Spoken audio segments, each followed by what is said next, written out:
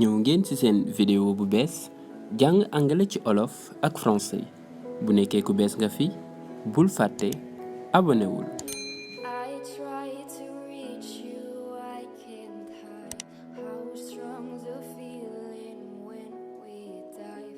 comme ni mu koy waxee rek ni jàngalewuma damay partager alors tey li may partager rek mooy ay expression yoo xam ne dalay jàppale pour sa jàng anglais gën a gaaw. nan la ñuy waxee ci anglais solu ci anglais c'est dress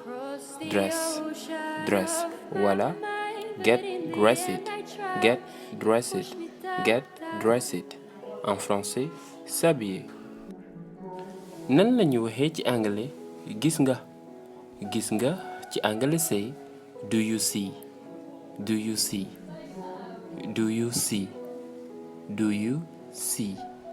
see en français voyez-vous. nan la ñuy waxee ci anglais commencé nga ci anglais c'est do you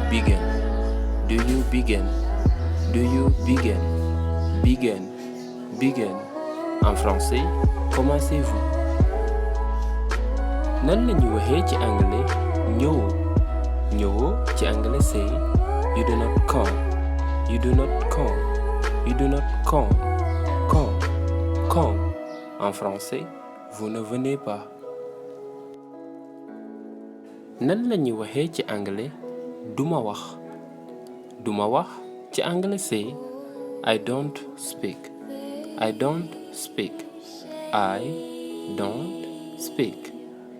speak en français je ne parle pas. nan la ñuy waxee ci anglais xamuma ko woon ci anglais c'est I did not know en français je ne savais pas. nan la ñuy waxee ci anglais commencé naa ci anglais c'est I have begun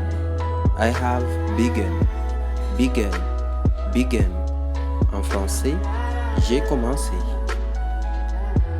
nan la ñuy waxee ci anglais xool ma ci anglais c'est look at me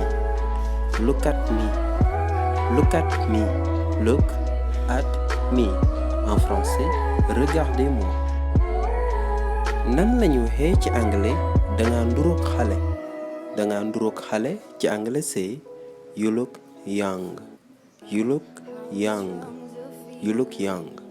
young en français vous paraissez jeune. nan la ñuy waxee ci anglais amuma temps ci anglais c'est I have no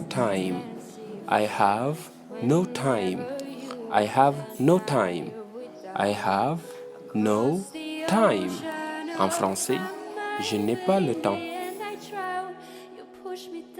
fii la ñuy yem ak yéen ci seen vidéo jàng anglais ci olof ak français di leen wax ne rek vidéo yi c'est chaque lundi mercredi et vendredi mu nekkee am ngay question yi nga may poser mun nga ko bàyyi ci commentaire yi incha allah dinaa xool comment je vais faire pour les répondre.